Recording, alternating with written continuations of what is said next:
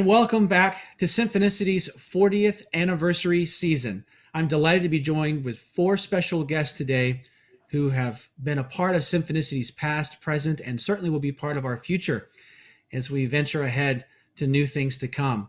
And I think with so many guests joining us in today's special interview, it might just be best to kind of go around the room and have you introduce yourself to our viewers on who you are and where you are. Let's start with Nancy Klein. Hi, I'm Nancy Klein, and my affiliation with Symphonicity has gone back at least 15, maybe 17 years. I'm currently the director of the School of Music, the Dean School of Music at Old Dominion University, and I still am directing the University Concert Choir and Dean Chorale, which have been collaborating with Symphonicity and the Symphonicity Chorus for, a long, long time. George, you might know better than I how many years we've been working together. I think it was about from the earliest stages from 2003, probably. Probably so. So I worked to prepare the university choir of about 50 to 60 singers to join in with the Symphonicity singers, and so we would end up with about 120 voices, sometimes more. But for the last 3 seasons, I've been the chorus master preparing both choirs. And so I've had the good fortune to know a lot of the singers on both ends and now be able to pull them together. And it's been a great, I think, balance and a great collaboration. Both groups are trained in the same way, and they just have such a good relationship. Remember, George, when we first started coming, a lot of the Symphonicity singers were really concerned about these college students coming. It's like look at these young people, and some of them had earrings in their noses. Oh no, and maybe pink hair. But it's just been so wonderful to see how those who are not dealing with this age group all the time have really embraced the university singers, and the university singers have loved being a part of the Symphonicity community. And so we've got a real family that's we've missed being together. Normally right now we'd be rehearsing, wouldn't we? We would, absolutely. Yes. That's right. Well, that's today's theme, of course, is the Symphonicity Chorus. And Dr. Klein, we're glad to have you as our official chorus master, which became official a couple years ago. And so since I've been here as music director, you and I have had a chance to venture forth and do these wonderful things together. And you've mentioned George a few times. George, can you introduce yourself and what your role is with the Symphonicity Chorus? Sure. I'm George Gillespie. I've sung with the Symphonicity Chorus since its inception in 2003, and have sung with it just about every year except for the last 2 when we were out of town for those 2. But I have sung with it each year. I was a chorus master or chorus manager for a number of years, probably 5 or 6 years or so. When I turned it over when we were going to be out of town, but I've sung for 50 plus years in choruses through my life, and I have to definitely echo Nancy's comment that we have thoroughly enjoyed being a part of, or having the university chorus a part of us, so that we get a much better sound, a lot younger sound. I think Nancy would probably say that. And 2, I think overall it brings our average age down to about 40 or so. So we don't look like a bunch of gray hairs, standing up there singing. Well, one thing I've since I've been involved in the chorus end of it for a long time, I've noticed, and George, you could probably, and Bill Hunter, who's also here, and Sylvia could probably support me in this, that in the last 2 years, I've seen a lot of young adults and millennials coming to sing with the Symphonicity Chorus. And this has been a goal that I've had because I feel like, singing in a chorus is not an old person's thing. Singing in a chorus is a human thing.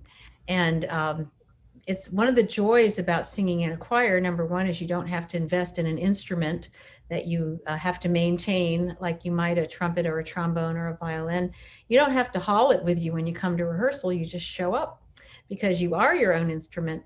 And for the younger generation, this gives them an opportunity to tap into the magnificence of the huge works that we accomplish through Symphonicity, things that you're not going to get to do in a church choir or in a community chorale, or, you know, they're just the repertoire and the opportunity to be with such excellent caliber singers is something that Symphonicity offers to all generations, really.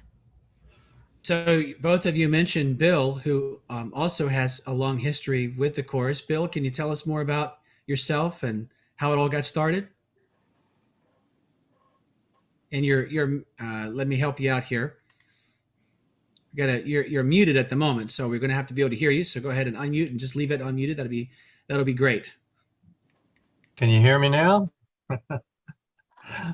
I'm Bill Hunter, and I've been chorus master, chorus manager off and on with George Gillespie over the years. I joined the chorus back in 2003 when the chorus first started. It was not the Symphonicity Chorus as such. It was a international festival, music festival that the city of Virginia Beach started for their international sister cities, which were located in Norway, Ireland, and Japan. And in 2003, I can remember very distinctly the chorus members from Ireland. There was a female chorus that George can help me remember, that came with their full costumes, and I mean full costumes. They took up the stage, but they were lovely people, lovely Irish people, loved to drink after of course, after the rehearsals. But as I say, it's been I've been with the chorus since 2003. I haven't missed one of them, and George and I have been playing tag team as chorus manager over the years. Well, one thing I have to say, Bill, that has impressed me a lot in working with you recently is your embracing of technology. You have really worked very hard at that and let it be an example to everyone that it doesn't matter your stage in life and your what experience you've had over the years, whether you're the younger with the pink hair, as it would be, as was mentioned earlier by Dr. Klein, or how Bill, you have self-described yourself, but you have really embraced the technology, which we're doing today for this wonderful interview opportunity to get to know more about each of you and to know more about our Symphonicity Chorus. Speaking of which, we have someone among us who maybe isn't the singer in the chorus, but is just as important. Sylvia, can you tell us more about yourself and how you got started? Sure. I'm Sylvia Chapa, and my full-time job is as the Director of Music Ministries at the Church of the Holy Family at the corner of First Colonial and Great Neck Road in Northeast Virginia Beach. And I really don't quite remember. It's like Symphonicity has been part of my life for so long. I don't remember an exact date or anything. Bill may remember. Maybe he made the call. I'm not sure. But I know I was invited to come and play. I did miss the international start. So maybe Wendy Young played for that, as you know, she was an accompanist piano teacher as well as the former executive director. Is that the title? So when I came in, it was just such a wonderful environment to come in for 5 or 6 Saturday mornings in January and early February and have 3 hours where I didn't have to direct. I had to collaborate with the director, and I saw my position as preparing the chorus for the maestro to take over and put everything together to get the message of this text across, because of course singers have that extra layer of words that we give to people, so for the understanding of the music as well. So at my parish, I've been trying to have the music ministry thrive and not just survive. So I have gone the route of the FM choirs in the parking lot. I don't know if you've seen the drive-in choirs, but we're there with 20 wireless microphones. So let me know if you want to come sing sometime. That's wonderful. Well, Sylvia, you are such an important part of our Symphonicity Chorus family. And, Nancy, would you help elaborate, and Sylvia as well, and just the relationship of chorus master with the accompanist, the director of the chorus working with that individual, both from the auditions right on up through rehearsal preparations. For those listeners and viewers who don't know much about this process, how would you describe that relationship? Well, first of all, Sylvia and I go way back, don't we, Sylvia? Well, a couple years, yeah. Yeah. Sylvia was finishing her degree in, I think, organ performance at No, music history. music history. Yeah, At- and then a minor in philosophy of religion. So. at Old Dominion University. Gosh, I don't know how long ago. I don't know if you want to say, Sylvia, how long ago We'll that. pass. And so I first knew Sylvia when she was a student. And so when I would work with Symphonicity with my university singers before I worked with you as concert master, Sylvia and I always had a great rapport.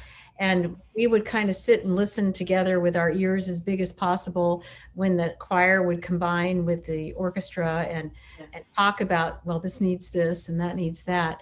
But when I began working with Sylvia as my accompanist, it was just like a hand in a glove. I don't know how else to describe it. The accompanist is critical to what gets done in any rehearsal. And especially when you've got one rehearsal a week, we've got one Saturday rehearsal. It's a bear of a rehearsal. We start at 9 and we don't stop till noon pretty much.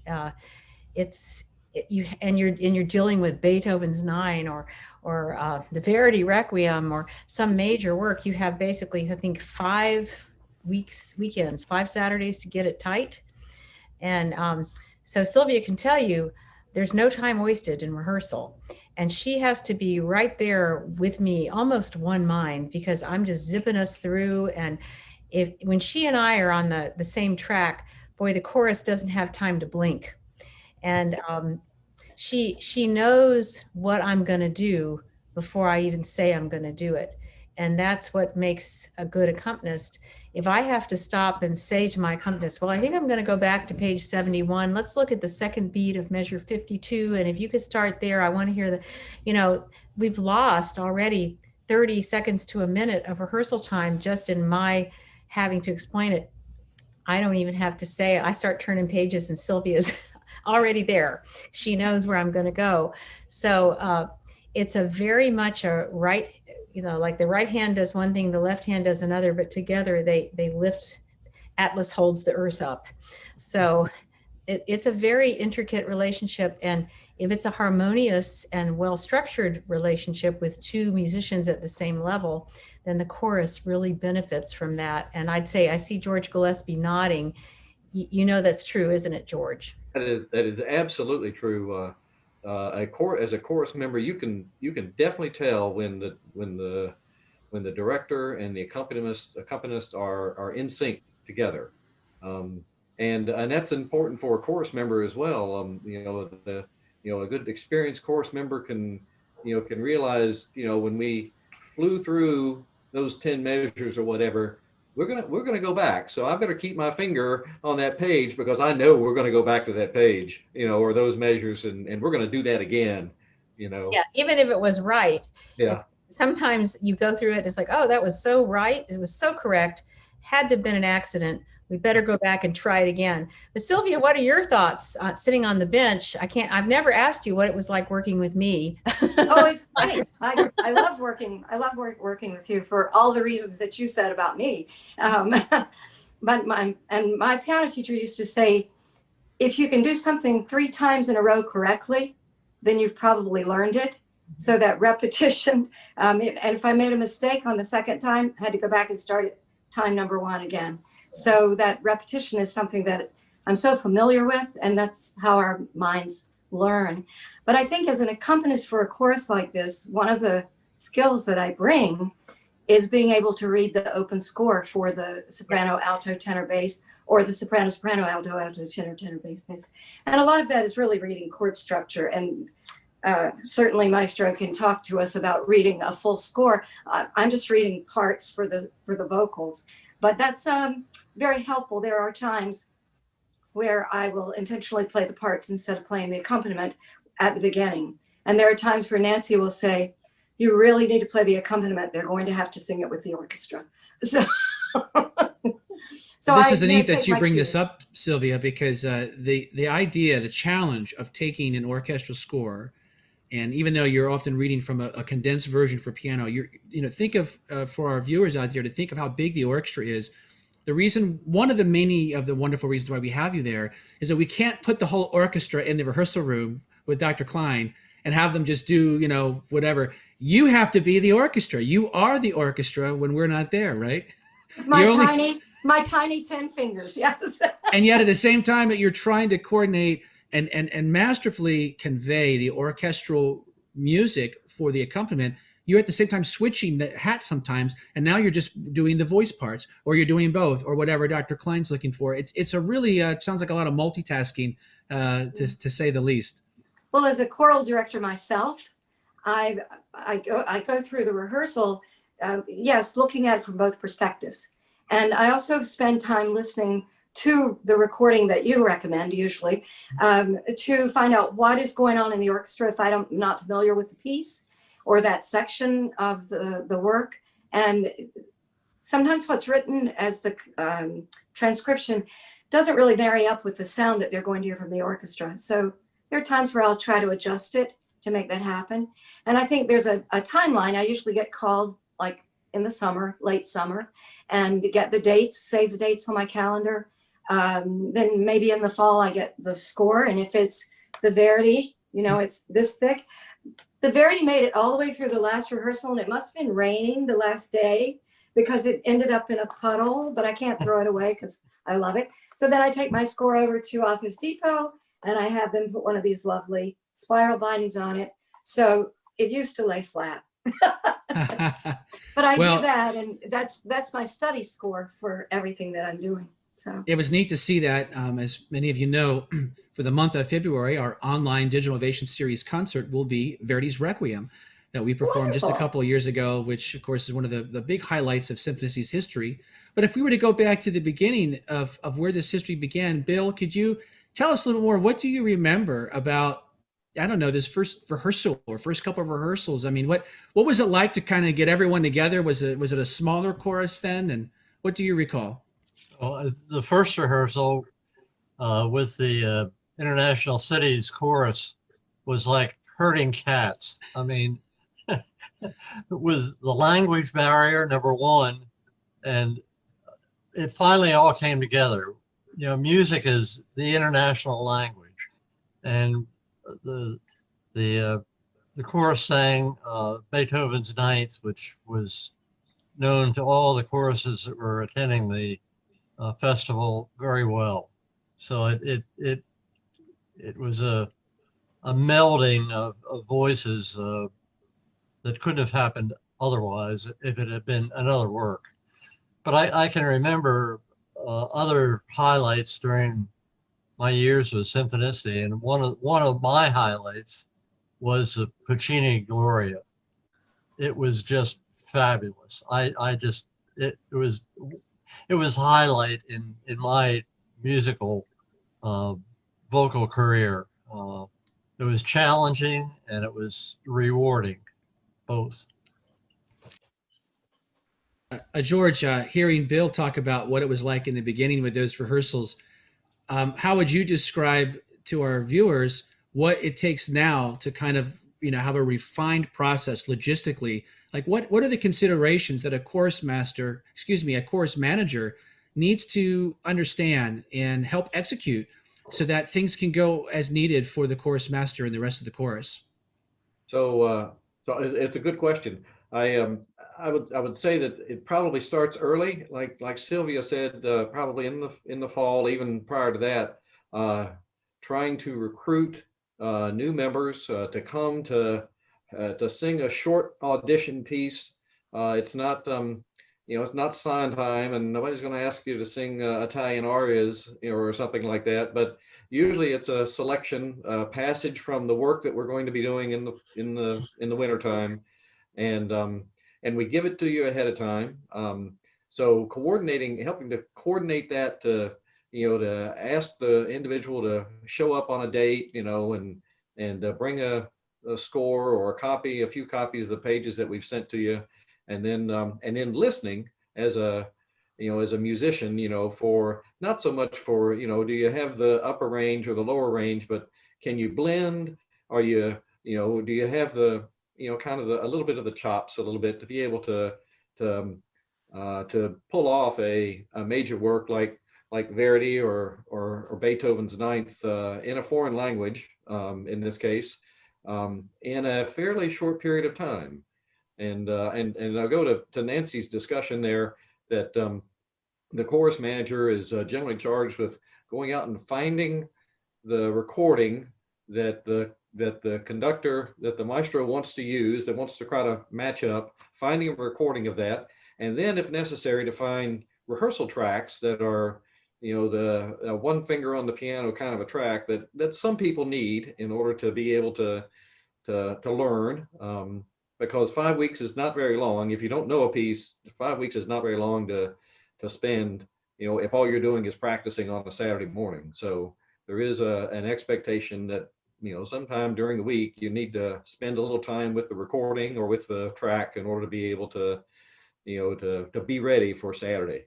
And one of the things George is saying is having people work beyond just Saturday rehearsal to rehearse the actual notes, the language at home, enables me in rehearsal to do more than just run notes, because one of my goals has been to improve the overall vocal technique of our singers. And Sylvia has watched me tweak the sopranos more than once. Wonderful. Or because my training is as a singer. I sing professionally when I was in New York, and so I don't just bring the choral aspect to it. I want people to learn vocal technique. I want them to know how to produce if we're having trouble with this pitch on this word, technically, why is that happening? And technically, what can you do to improve that? And so they've learned, I think, about better breath support. They've learned about phonation, the process of focus, just articulation, how you articulate a consonant and how it can mess up the placement of the vowel and cause you a vocal problem. And so I want the singers to go away from every rehearsal feeling like, I learned more today than just the notes for this piece. I understand now why I'm getting stuck on an F sharp every time I try to sing it on an E vowel. So I think that for people who are listening and who may have been giving thought to joining this absolutely stellar choir, I would like to encourage you that we don't just do notes. We're actually building musicianship. And I've really seen that. I'm sure everybody has in the 3 major works that I've worked with. I feel like we've just grown vocally by leaps and bounds. And of course, Maestro Booth continues to give us huge challenges. Every year it's like, oh, we did so well on this. Let's do this one. And I think that the accomplishments that we've been able to achieve when given challenging repertoire have really built the musicianship of these singers. Well, I think on that note, Dr. Klein, it's a great way to look at our future and to recognize that as things start to come back together, we can't wait to bring back the Symphonicity Chorus with the Symphonicity Orchestra to get back into our home of the Sandler Center for the Performing Arts, where all of us can do the things that we do with our members of the community to share beautiful, powerful, absolutely life-affirming music and art through what we do. And each of you have been an important part of that process. You've been a very important part of it. And I know you will be going forward. I certainly hope so. We would hope to see you. Oh, I hope so. Yeah, we would hope to see you soon. And we hope to see all of you out there who are watching this interview. Come first to see us online at symphonicity.org. You'll be able to watch the Symphonicity Chorus in action, even in the month of February on our Digital Ovation series as we perform Verdi's Requiem. And each of the individuals in this interview today were an instrumental part of bringing all of that together. And it was really one of the highlights of my entire career was actually performing that piece with all of you. It was just, it's remarkable. What an achievement for Symphonicity and the Symphonicity Chorus. But also be sure to come see us in person as soon as you can and stay up to date on all that news and information for next season on symphonicity.org. So regrettably, we're out of time for today for all of our guests to join us, but we want to thank you for visiting us in our 40th anniversary interview series. Come back for more. And to each of you joining us today, thank you for your service to Symphonicity and to our community through music. We appreciate you all so much.